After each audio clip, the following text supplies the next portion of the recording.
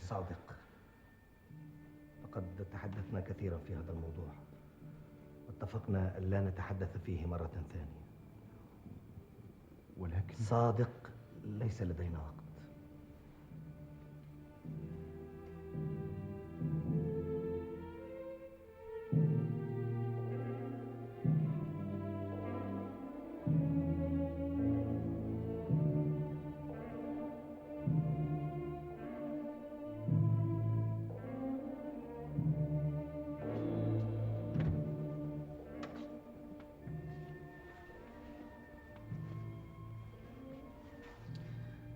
سنكمل الحديث ونحن في الطريق.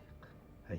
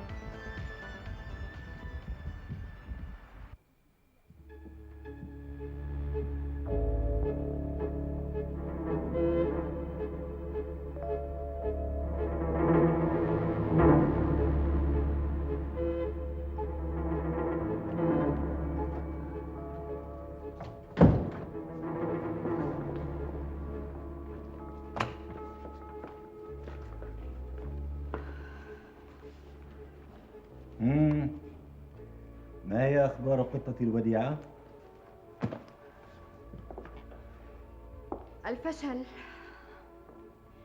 الفشل يلتهمني كما يلتهم الدود جثة ميت. لا أحب أن أرى قطتي الوديعة غاضبة وكأن قطا شرسا قد استولى على سمكتها من بين مخالبها عنوة. يبدو أن القط الشرس استطاع أيضا الاستيلاء على قلب القطة الوديعة. لأول مرة في حياتي أعرف معنى الفشل، بل يجب أن أعترف بأنني فاشلة ويجب طردي من هنا. اطمئني يا قطتي الوديعة، نحن لا نطرد عملاءنا المخلصين حتى ولو أثبتوا فشلهم. ثم لماذا تسمين نجاحك فشلا؟ بالعكس، لقد قمت بأداء مهمتك على أكمل وجه. لماذا تحاولون دائما طمس الحقيقة؟ لماذا لا تعترفون بالفشل؟ أنا هزمت وأصيل انتصر. هذه هي الحقيقة التي يجب أن تعترفوا بها. جمر، المنظمة لا تعتمد عليك وحدك. هناك العشرات، المئات، بل آلاف العملاء المنتشرين في جميع أنحاء العالم، والقادرين حتى على إخضاع الشمس والقمر لأوامر المنظمة.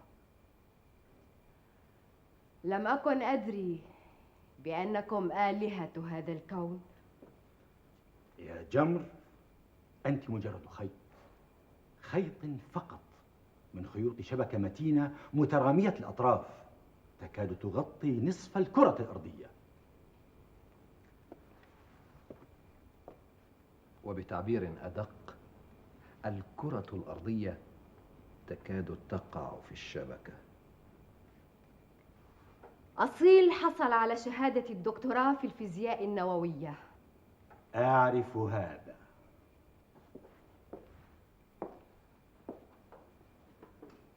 أعرف أنك تعرف هذا، ولكنك لا تعرف بأنه سيغادر هذا البلد خلال هذا الأسبوع. أنا فقط من يقرر هذا وليس أصيل. اطمئني، القط الشرس سيبقى بجانب القطة الوديعة. دكتور أصيل،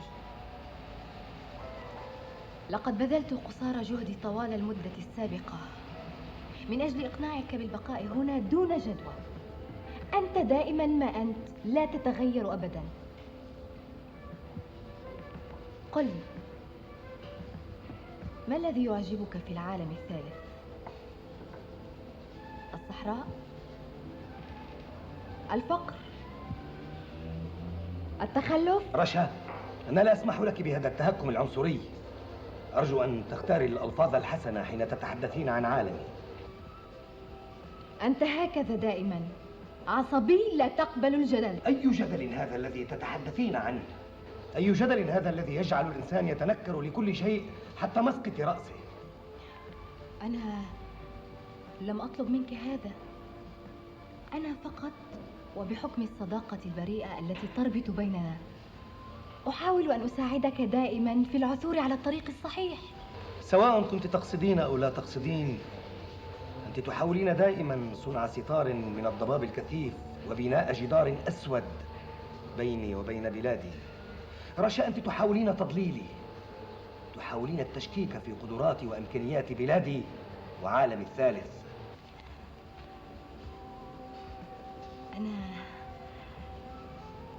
أنا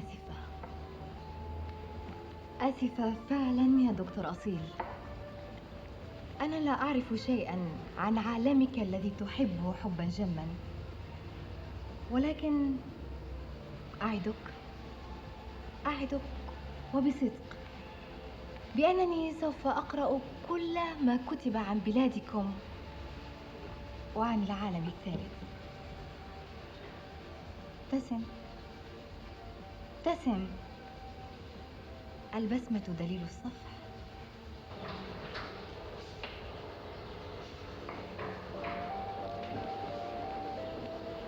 دكتور أصيل. نعم. المستشار يريدك. المستشار؟ نعم. هل أنت متأكد؟ كل التأكيد. شكرا.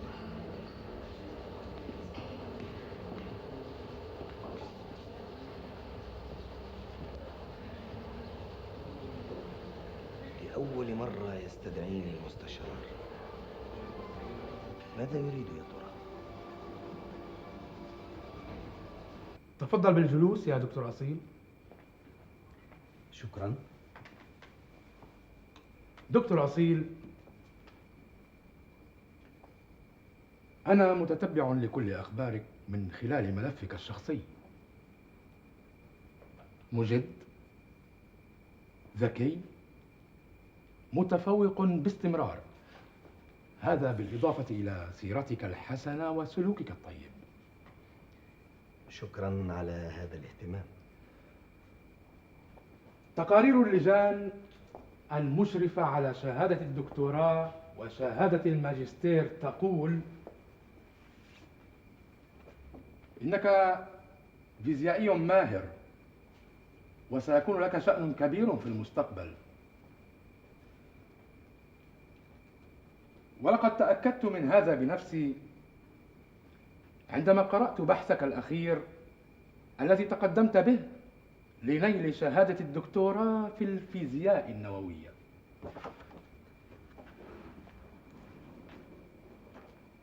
دكتور أصيل، البحث الذي تقدمت به لم يذهل أساتذة الجامعة فحسب، بل أذهل أيضا المتخصصين والمهتمين بشؤون الطاقة النووية من خارج الجامعة. ولهذا السبب أود أن أطرح عليك سؤالا: هل تعتقد يا دكتور أصيل أنك تملك الإجابة الشافية؟ هذا يتوقف على فحوى السؤال. الآن وقد أنهيت دراستك وحصلت على شهادة الدكتوراه في الفيزياء النووية، ماذا تنوي أن تفعل؟ دكتور، سؤالك هذا لا يحتاج إلى إجابة، يحتاج فقط إلى عملية حسابية بسيطة. كيف؟ جئت إلى هنا، التحقت بالجامعة، أنهيت دراستي وحصلت على شهادة الدكتوراه. يجب أن أعود إلى بلادي.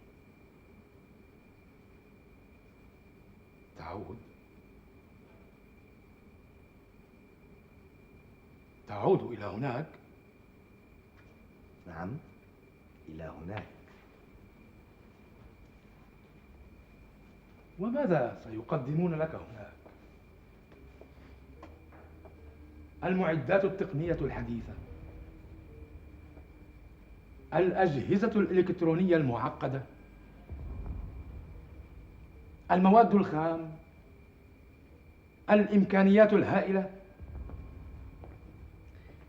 دكتور، نحن شعب بسيط جدا، نعيش في سلام ووئام ومحبة، لا نعرف الخبث ولا الدسائس ولا المؤامرات.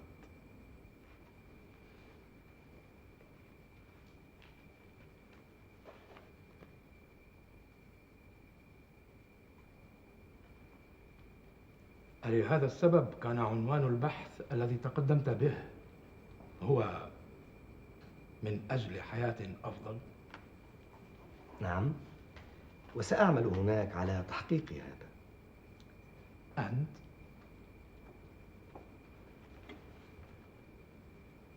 أنت ستعمل هناك على تحقيق حياة أفضل؟ ولم لا؟ نحن نملك جميع الإمكانيات التي تساعد على تحقيق ما جاء في البحث الذي تقدمت به. أنتم تملكون هناك كل هذه الإمكانيات؟ دكتور، أنت تعرف أن مخزون العالم من المواد الخام موجودة هناك تحت أقدامنا.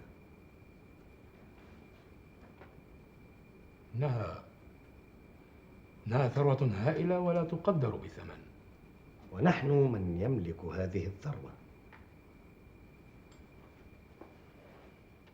دكتور أصيل، سأتحدث معك بوضوح تام ودون الحاجة إلى لغة الرموز.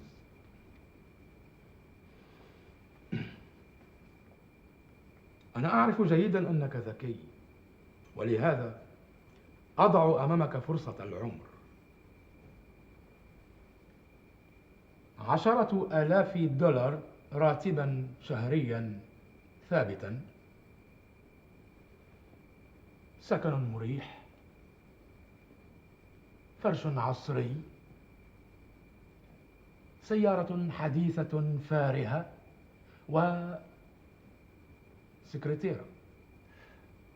سكرتيرة حسناء جميلة جدا جدا جدا. مقابل العمل هنا في الجامعة، بل في مؤسسة الطاقة. تقصد في المختبر الذي شهد مولد أول قنبلة ذرية. أنا آسف يا دكتور، مأساة هيروشيما وناكازاكي ما زالت عالقة في مخيلتي، ولم يفلح تمثال الحرية أن يمحو هذه المأساة من ذاكرتي.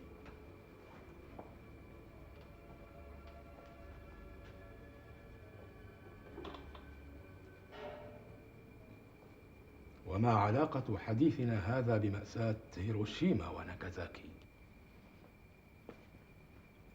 وجهان لعملة واحدة. دكتور، أنا إنسان عاقل، لا أشكو من أي خلل عقلي، ولقد أقسمت عهدا يوم قبلت تراب بلادي وجبين أمي بأنني سأعود لأشارك في صنع مستقبل أفضل، وسأعود غدا بإذن الله. اسمح لي يا دكتور أن أودعك، قد لا أراك مرة ثانية. دكتور، لقد فاتني أن أقول لك إننا هناك في بلادنا لا يوجد لدينا سيارات فارهة ولا دولارات ولا سكرتيرة حسناء جميلة جدا جدا جدا.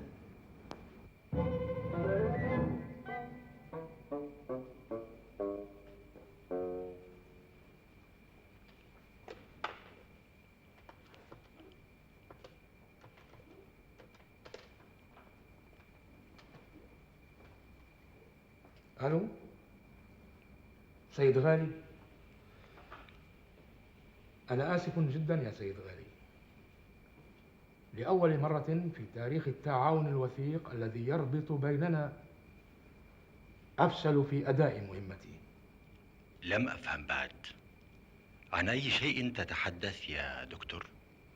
عن الدكتور أصيل منصور. لم أفلح بإقناعه بالبقاء هنا. إنه مصر على العودة إلى بلاده، بل وسيعود غدا صباحا. لا تنزعج يا دكتور، لا تنزعج. دع هذا الأمر لي. عموما شكرا على تعاونكم معنا، كنت دائما ولا تزال خير سند لنا. هل هناك أي أخبار أخرى؟ هذا كل ما لدي الآن يا سيد غالي. إذن إلى اللقاء يا دكتور. إلى اللقاء سيد غالي، إلى اللقاء.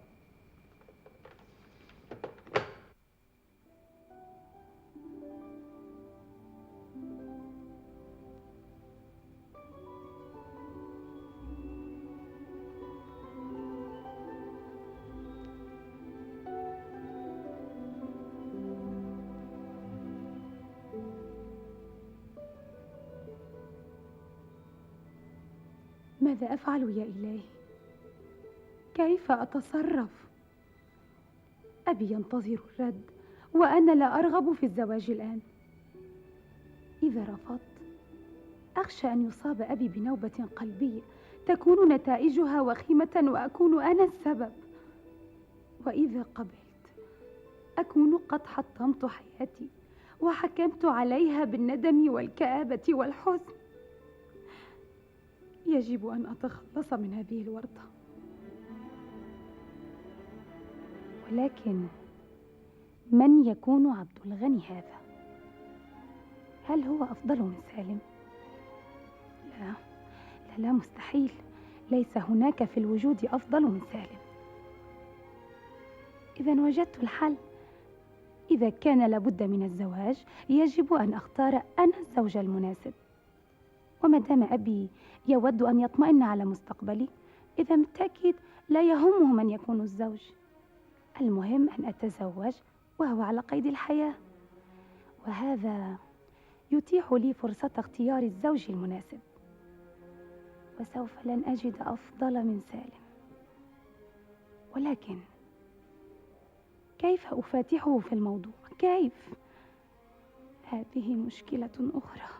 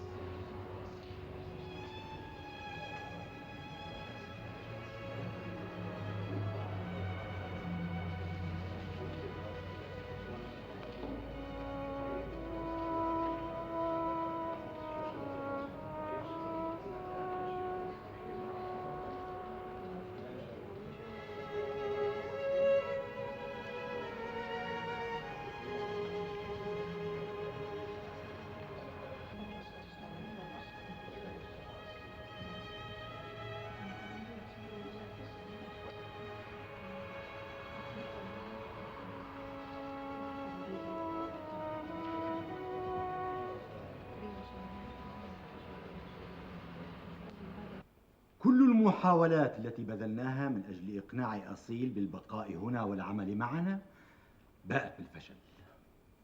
حتى المستشار فشل في أداء مهمته هذه المرة. وحتى أنت يا جمر، لأول مرة أرى امرأة ساحرة تملك من الجمال ما يجعلها قادرة على الإيقاع بأعتى الوحوش في شباكها، تفشل في الإيقاع برجل من العالم الثالث. إنه عنيد، عنيد، بل متعصب لأصله وبلاده.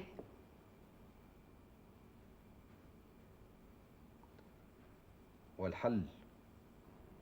أصيل يجب أن يرضخ لمطالبنا، يجب أن يبقى هنا. ولكنه سيسافر غدا.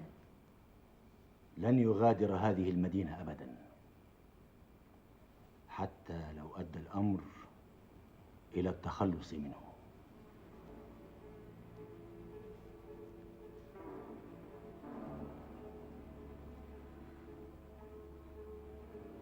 أنا أقتله؟ لا، ليس الآن. في هذا الملف المرحلة الأولى من أصل 3 مراحل لخطة متكاملة وضعت ودرست بعناية فائقة، ويقع عليكما عبء تنفيذها.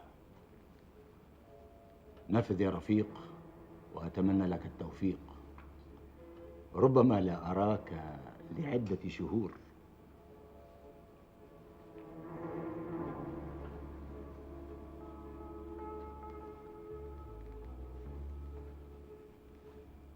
لعدة شهور؟ هل تودون أيضا التخلص مني؟ عندما تطلع على هذا الملف ستعرف كل شيء. وأنت يا قطتي الوديعة ستكونين حلقة الوصل بيني وبين رفيق طيلة المدة التي سيقضيها في السجن.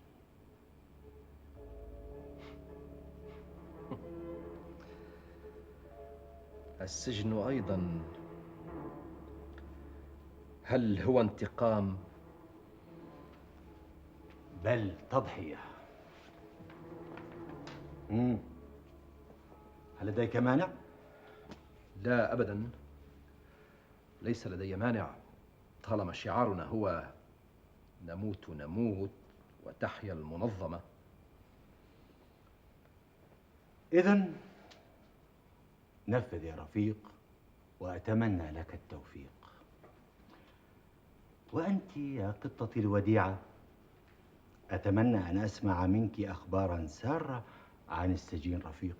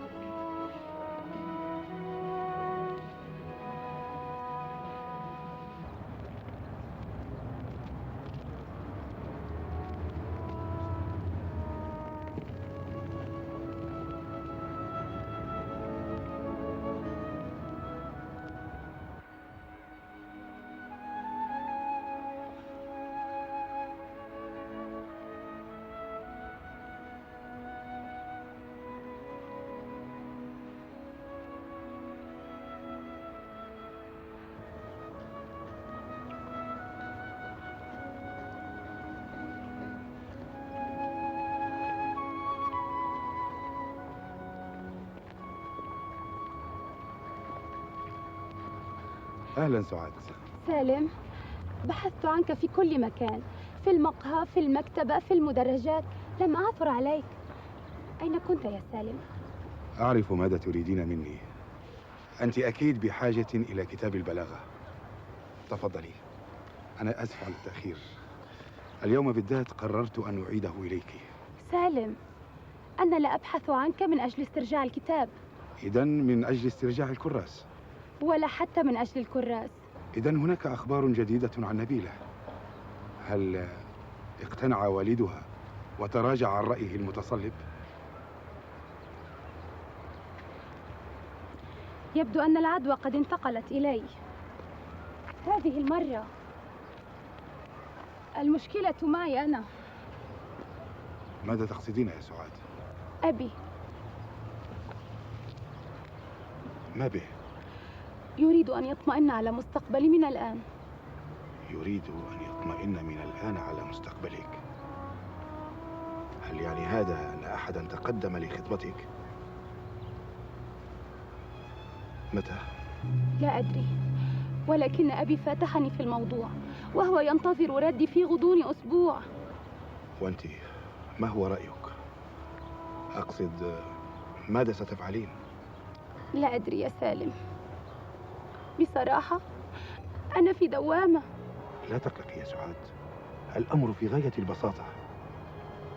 إذا كنت غير راغبة في من تقدم لخطبتك يجب أن ترفضي. ولكن أبي مريض وأخشى عليه من الصدمة، خاصة وأنه مصر على أن يطمئن على مستقبلي وهو على قيد الحياة، وأنا أعرف أن مرضه لا يحتمل رفضي.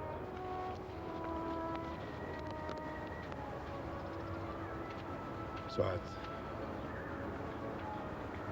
ما رأيك أن نذهب إليه؟ أنت؟ نعم، أنا على استعداد لزيارتكم في البيت. ولماذا تزورنا في البيت؟ ليقنعه بالعدول عن رأيه وإلغاء فكرة الزواج. بأي حق تذهب إلى والدي وتطلب منه العدول عن رأيه؟ بأية صفة تطلب منه إلغاء فكرة الزواج؟ هل أنت من العائلة وأنا لا أدري؟ أخي، ابن عمي. أنا آسف يا سعاد، لم أكن أقصد سوى الوقوف إلى جانبك كزميل دراسة. وفر عنك هذه الوقفة الإنسانية النبيلة. على فكرة، لم تخبريني برأيك. في ماذا؟ في من تقدم إليك خاطبا. أنا لا أريد الزواج. أنا لن أتزوج يا سالم، لن أتزوج أبدا أبدا، أفهمت؟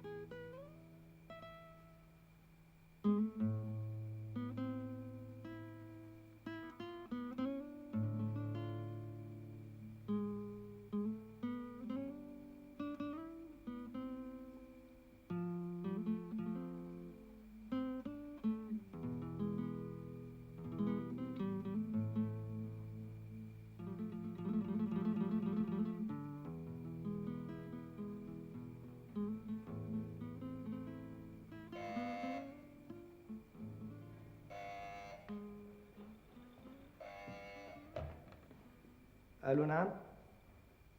دكتور أصيل، أنا آسفة جدا، بل أنا حزينة لأني لن أحظى برؤيتك قبل أن تسافر. كم كنت أتمنى أن أكون في وداعك. أرجو أن يكون المانع خيرا. أمي يا دكتور أصيل، لقد عاودها مرضها مرة ثانية. أجل، إنها النوبة القلبية المعتادة، ويتوجب علي نقلها إلى المستشفى حالا. لا تنزعج يا دكتور، أتمنى لك رحلة سعيدة،